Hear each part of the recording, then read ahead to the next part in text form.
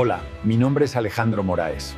En cada corazón arde una historia, y la que voy a contarte hoy es una de ellas. La lluvia golpeaba con una furia implacable los ventanales de la oficina de Rafael Moreira, situada en el piso 40 de una de las torres más emblemáticas de Polanco. El cielo de Ciudad de México estaba teñido de un gris plomizo que parecía asfixiar la ciudad, reflejando perfectamente la frialdad que emanaba de aquel despacho de mármol y acero. Rafael, con su traje italiano de 3 piezas perfectamente entallado, permanecía de pie frente al cristal, observando el caos del tráfico, abajo con una mirada desprovista de cualquier rastro de humanidad. A sus 38 años se sentía el dueño del mundo, un titán de la logística que consideraba que los sentimientos eran simplemente obstáculos que impedían el crecimiento de los márgenes de beneficio. En el centro de la habitación, Luciana Acevedo permanecía de pie, sosteniendo con manos temblorosas un pequeño bolso, desgastado que contrastaba dolorosamente con el lujo excesivo de la oficina. Sus ojos, que alguna vez brillaron con la chispa de la ambición compartida, estaban ahora hundidos por el cansancio de noches sin dormir y la sombra de una humillación inminente. Llevaba una chaqueta sencilla que ya no la protegía del frío aire acondicionado del edificio, y su cabello, descuidado por las semanas de crisis matrimonial, caía sobre sus hombros como un manto de derrota. Ella lo miraba esperando una explicación, una señal de que los 15 años de sacrificios juntos todavía significaban algo para el hombre que ella misma ayudó a construir. Rafael se dio la vuelta lentamente, con una sonrisa cínica que no llegaba a sus ojos, y arrojó un sobre de papel grueso sobre el escritorio de ébano, produciendo un sonido seco y definitivo. «Fírmalo, Luciana. No hagamos esto más patético de lo que ya es para ti», dijo él con una voz tan gélida que pareció congelar el ambiente.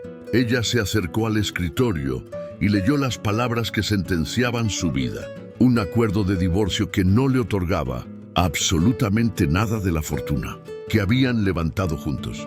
El hombre que alguna vez recorrió las calles en moto entregando paquetes, mientras ella organizaba las rutas y las finanzas desde un garaje, ahora la trataba como a una empleada, ineficiente a la que se despide sin liquidación.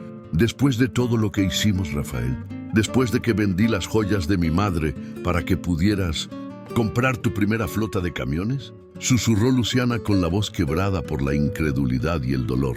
Él soltó una carcajada seca, ajustándose los gemelos de oro que brillaban bajo las luces LED, y se acercó a ella con una arrogancia que rozaba la crueldad física. «Tú no hiciste nada, Luciana. Solo estuviste presente mientras yo ejecutaba el genio», respondió él, recorriéndola con una mirada de asco. «Mírate, eres común, eres gris, eres vieja antes de tiempo. Me avergüenza llevarte a las cenas de negocios, porque no tienes nada que ofrecer a mi nuevo estatus». El silencio que siguió fue interrumpido solo por el tic-tac de un reloj de pared que costaba más que la casa de los padres de Luciana. Rafael caminó hacia la puerta y la abrió de par en par, haciendo un gesto teatral para que ella saliera de su vista y de su vida para siempre. «Vete ahora mismo», sentenció él con una frialdad que cortaba como el cristal. «Ya le pedí a seguridad que bloquee tus tarjetas y que saquen tus cosas de la casa. Hoy mismo entra Camila a vivir conmigo, alguien que sí está a mi altura». Luciana sintió que el suelo desaparecía bajo sus pies, pero el golpe final fue la frase que él escupió antes de darle la espalda.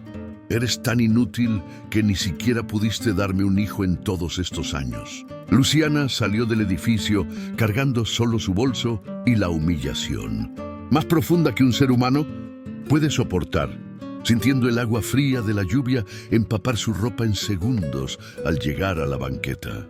Se sentó en su viejo auto, el único activo que Rafael no se molestó en reclamar por considerarlo basura, y comenzó a llorar en silencio mientras el motor se negaba a arrancar. Estaba sola en medio de la metrópoli, sin dinero, sin casa y con el corazón destrozado por la traición del hombre al que le entregó su juventud y su inteligencia. no sabía que en su vientre, el milagro que tanto buscaron y que Rafael ya no deseaba, comenzaba a latir con una fuerza silenciosa y transformadora. Mientras tanto, en lo alto de la torre, Rafael servía 2 copas de cristal con un coñac de $1000 para celebrar su libertad junto a su joven secretaria, sin imaginar que acababa de expulsar de su vida al verdadero cerebro de su imperio. La lluvia seguía cayendo sobre Ciudad de México, lavando las lágrimas de Luciana, mientras ella, en la oscuridad de su vehículo, tomaba una decisión que cambiaría su destino para siempre. Aquella noche, en un pequeño hotel de paso que apenas pudo pagar con el cambio que encontró en la guantera, Luciana descubrió que su batalla no había terminado, sino que apenas comenzaba. La mujer que todos creían derrotada estaba a punto de demostrar que el valor de una persona no reside en su cuenta bancaria, sino en su integridad. ¿Te está gustando esta historia? Suscríbete al canal y déjanos un comentario contándonos desde qué parte del mundo nos estás acompañando hoy. Tu apoyo es fundamental para que sigamos creando contenido que toca el corazón.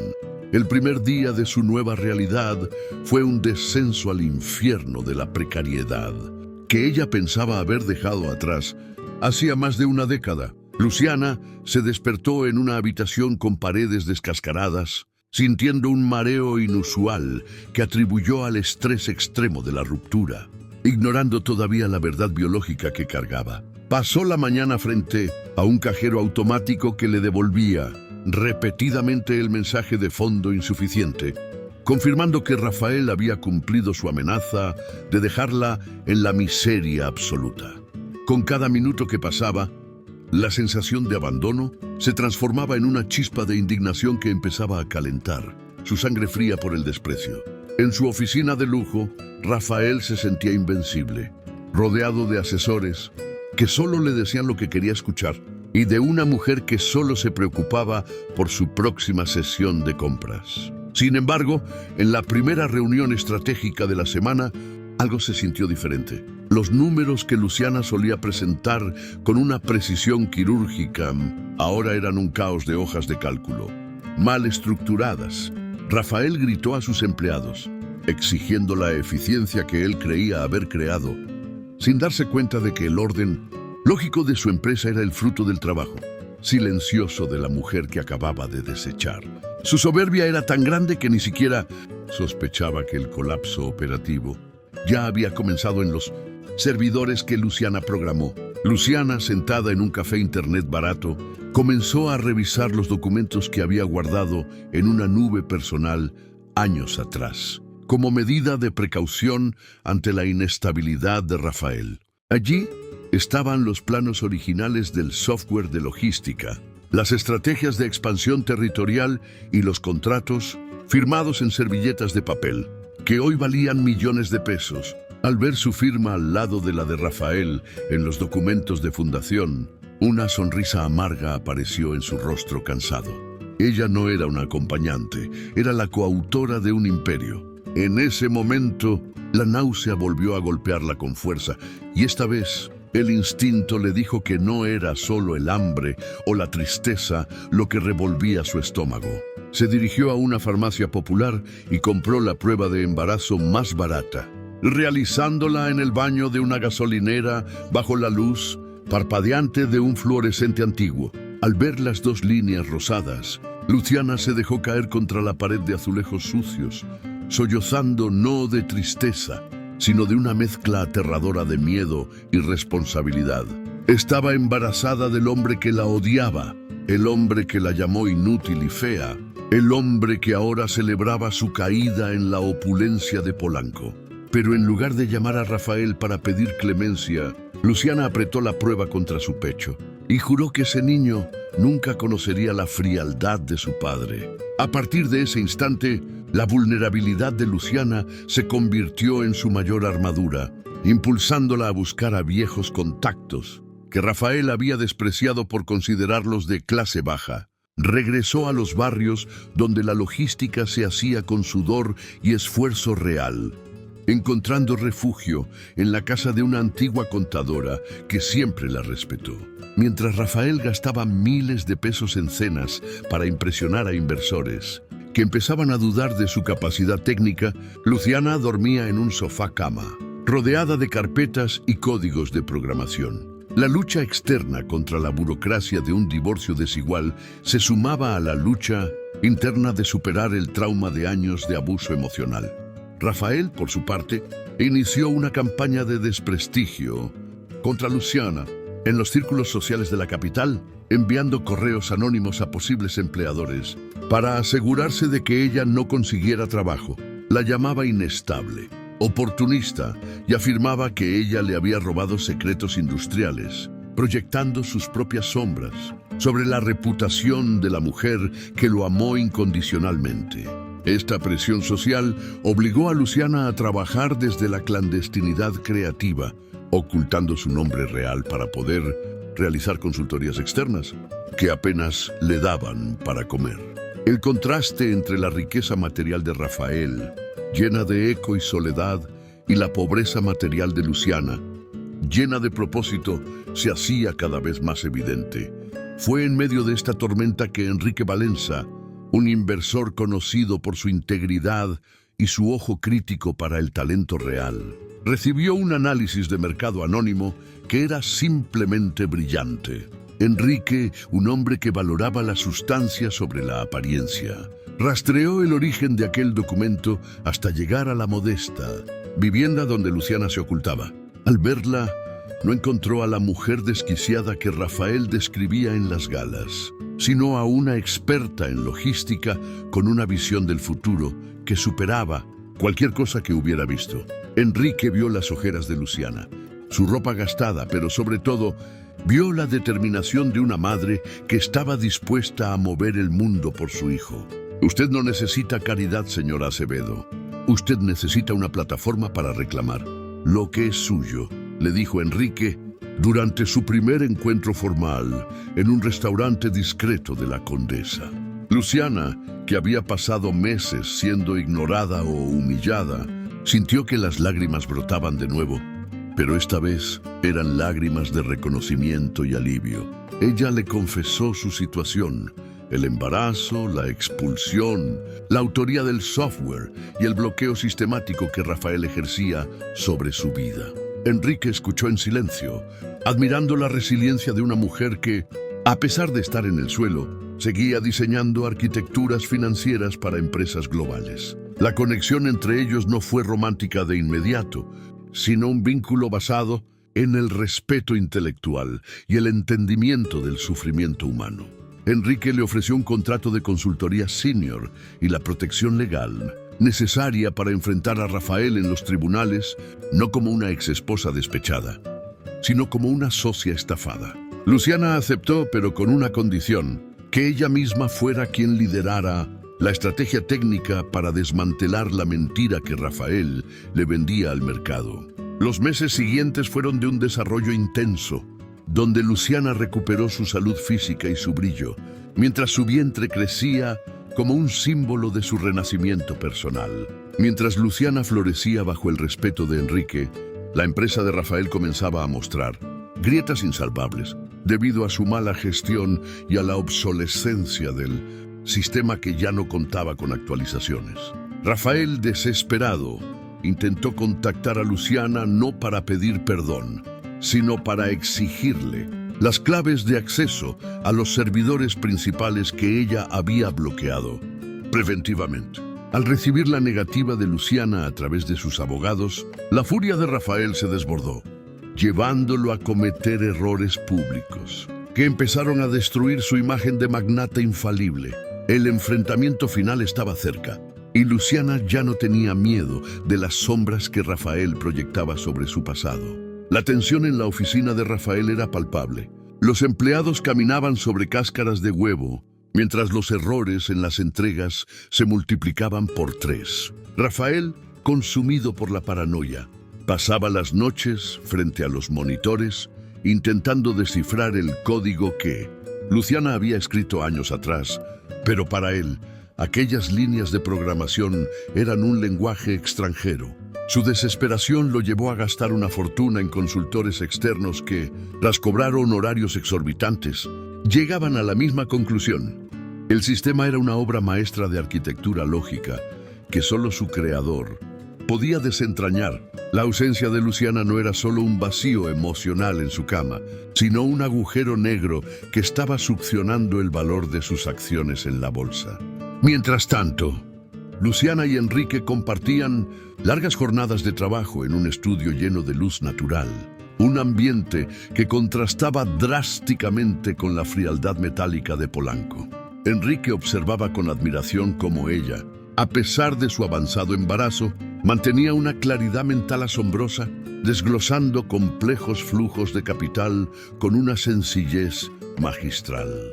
En esos momentos de calma, la vulnerabilidad de Luciana se manifestaba en pequeñas confesiones sobre su pasado, revelando cómo Rafael había erosionado su autoestima durante años de críticas constantes. Enrique, con una suavidad que Luciana ya no recordaba que existiera, la escuchaba y validaba cada uno de sus sentimientos, reconstruyendo el puente de confianza que Rafael había dinamitado. El conflicto externo escaló cuando Rafael, sintiéndose acorralado, decidió jugar su última carta sucia: filtrar a la prensa sensacionalista que Luciana estaba embarazada para chantajearlo. Los titulares sugerían que ella buscaba una pensión millonaria tras haber sido una esposa infiel, una mentira diseñada para destruir la integridad moral de Luciana ante la opinión pública. Al ver las noticias en la televisión, Luciana sintió una punzada de dolor físico, pero Enrique tomó su mano con firmeza y le aseguró que la verdad tenía un peso que ninguna calumnia podía soportar. Fue en ese momento cuando decidieron adelantar la fecha de la auditoría legal y la demanda por propiedad intelectual, preparando el escenario para un enfrentamiento que la Ciudad de México no olvidaría. Los obstáculos burocráticos fueron inmensos, ya que los abogados de Rafael utilizaban cada truco legal para retrasar las audiencias y congelar las pruebas de Luciana. Sin embargo, ella no se detuvo. Pasó semanas en archivos notariales y bancos antiguos, recuperando documentos físicos que probaban que las transferencias iniciales de la empresa provenían de su cuenta personal.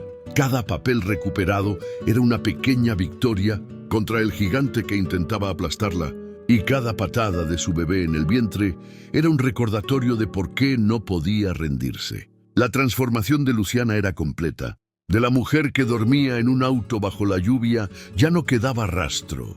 Ahora había una estratega decidida a reclamar su lugar en la historia. Rafael, por su parte, se hundía en un aislamiento dorado, alejando incluso a Camila, quien, al ver que la fortuna del magnate peligraba, empezó a buscar nuevas opciones en su círculo social. La soledad de Rafael ya no era una elección de poder, sino una condena impuesta por su propia arrogancia y la incapacidad de reconocer que su éxito nunca fue solo suyo. El contraste entre la calidez del equipo de Luciana, que trabajaba por una causa justa, y la frialdad de los empleados de Rafael, que trabajaban por miedo, presagiaba el resultado final. La tensión llegó a su punto máximo la noche anterior a la audiencia judicial, cuando Luciana, frente al espejo, se prometió que el silencio que Rafael le había impuesto durante años terminaría al amanecer. La sala del tribunal estaba envuelta en un silencio sepulcral, interrumpido únicamente por el zumbido del aire acondicionado y el susurro de los abogados. Rafael estaba sentado en el lado opuesto, con su terno de $1000 y una expresión de superioridad, que empezaba a resquebrajarse ante la presencia imponente de Luciana. Ella entró a la sala con un vestido azul oscuro que resaltaba su embarazo de 7 meses, caminando con una dignidad que dejó mudos a los presentes. A su lado, Enrique Valenza no solo era su respaldo financiero, sino el testigo silencioso de una transformación que iba más allá de lo legal. El juez solicitó las declaraciones finales, y fue entonces cuando Luciana se puso de pie, no como una víctima, sino como la verdadera arquitecta de un imperio. Con una voz clara y firme, Luciana comenzó a desglosar la arquitectura del software que sostenía la empresa de Rafael, revelando códigos y algoritmos que solo el creador original podría conocer. Rafael intentó interrumpir, gritando que ella era solo una oportunista que buscaba dinero tras un embarazo estratégico. Pero sus palabras sonaron huecas y desesperadas. Luciana se acercó al estrado y entregó un documento, sellado, que cambió el rumbo de la audiencia. La prueba de que el embarazo fue resultado de una fertilización asistida financiada íntegramente por ella antes de ser expulsada. Mirando a Rafael directamente a los ojos, declaró que no quería ni un solo centavo de su pensión personal, pues su hijo no necesitaba el dinero de un hombre sin alma. Rafael, me llamaste inútil y me echaste a la calle pensando que sin ti yo no era nada. Pero olvidaste que yo fui quien escribió cada línea de tu éxito, dijo Luciana con una serenidad cortante. En ese momento, las pantallas de la sala mostraron el colapso en tiempo real de los servidores de la empresa, activados por una cláusula de propiedad que Rafael nunca leyó.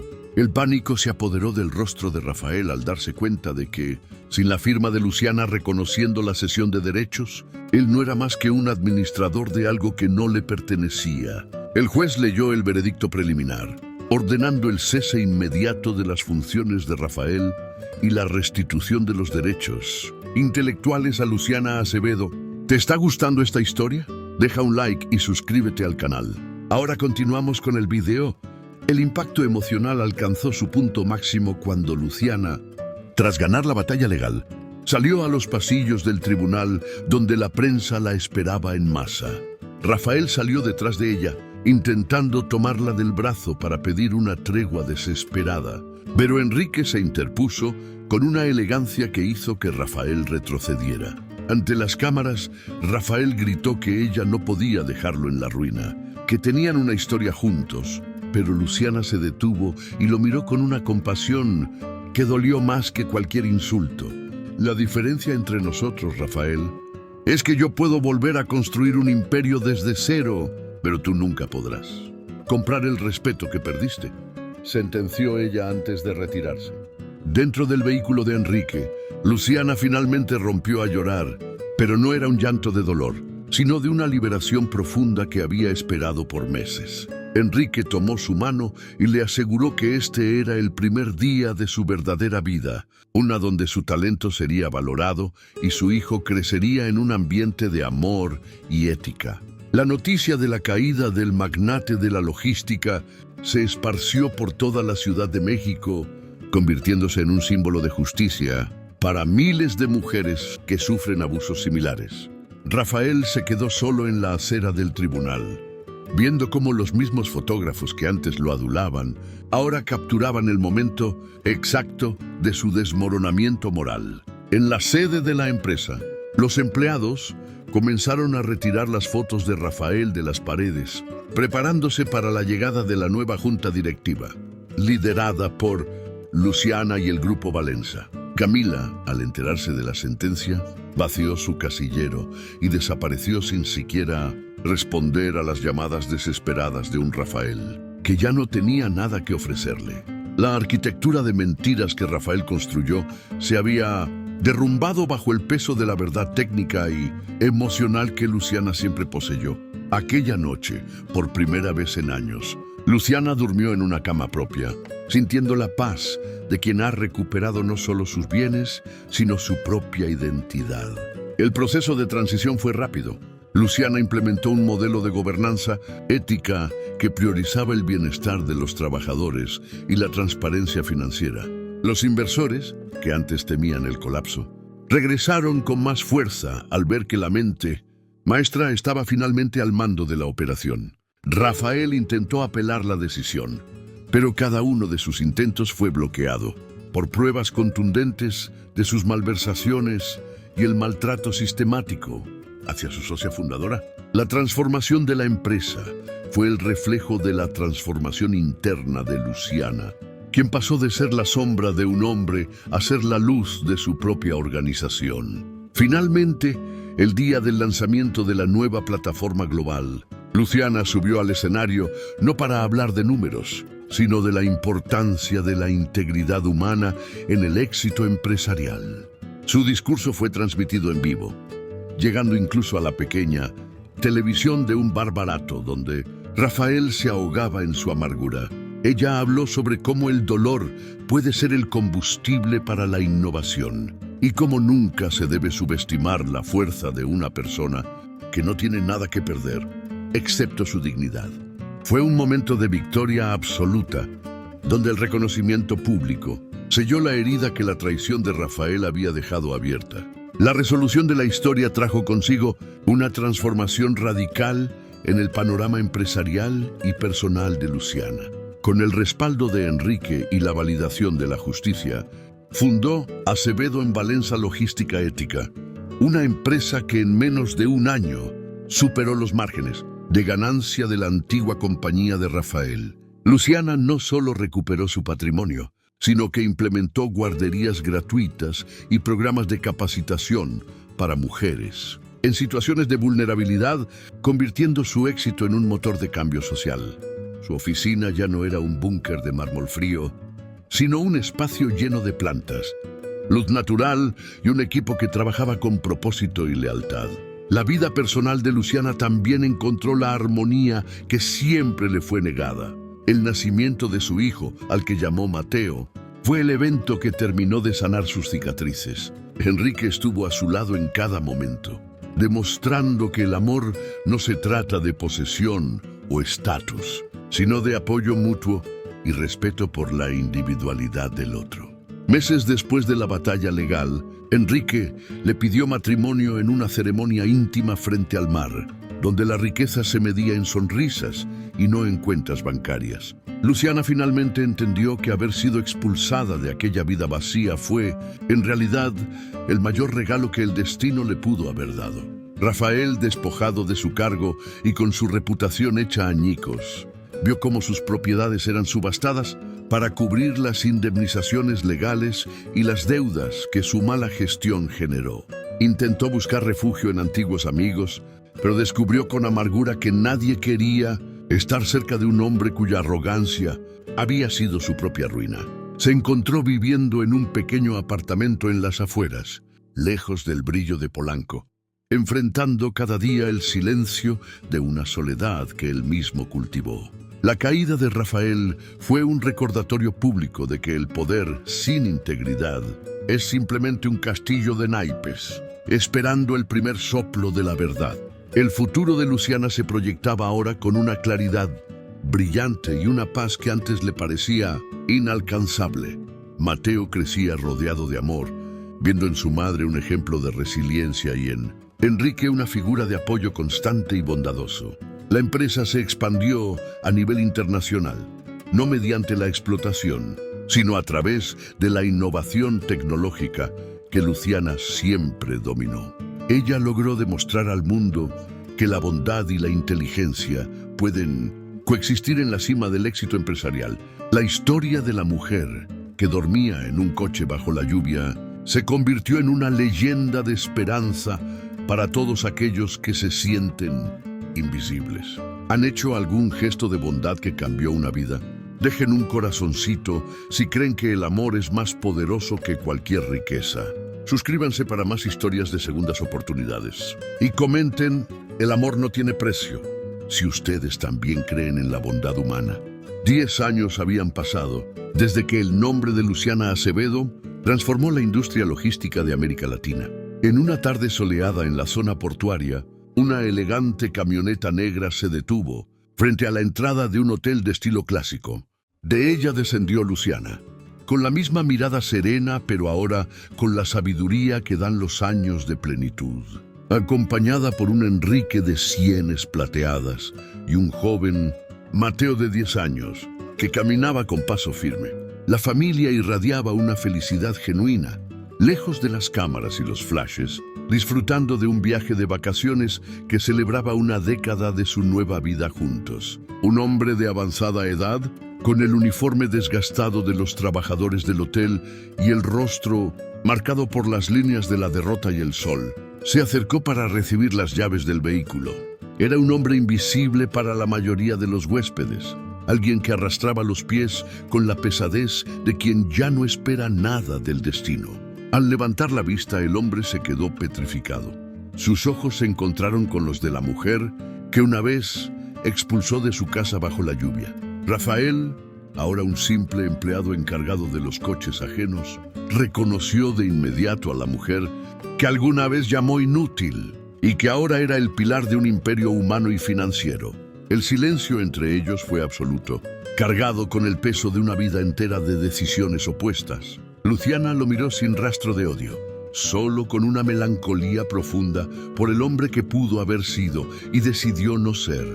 No hubo reclamos ni palabras de triunfo, solo el reconocimiento de un ciclo que se había cerrado para siempre. Enrique, sin reconocer a aquel hombre que evitaba la mirada, le entregó una propina generosa y una sonrisa educada, un gesto de cortesía básica que Rafael recibió con manos temblorosas. Mateo, el hijo que Rafael despreció antes de nacer, pasó por su lado con la alegría de un niño que solo ha conocido el respeto y la verdad. Rafael permaneció inmóvil en la acera mientras veía a la familia entrar al hotel, sintiendo en la palma de su mano el metal de las monedas que representaban su nueva realidad. Había recuperado su invisibilidad, pero esta vez con la plena conciencia de que su mayor pérdida no fue el dinero, las oficinas o el estatus en Polanco. Su mayor derrota fue haber renunciado al derecho de formar parte de esa historia, de ese amor y de esa risa que ahora se alejaba por el vestíbulo. En el silencio de la tarde, comprendió finalmente que la verdadera riqueza nunca estuvo en lo que logró acumular, sino en lo que fue capaz de destruir por su propia soberbia.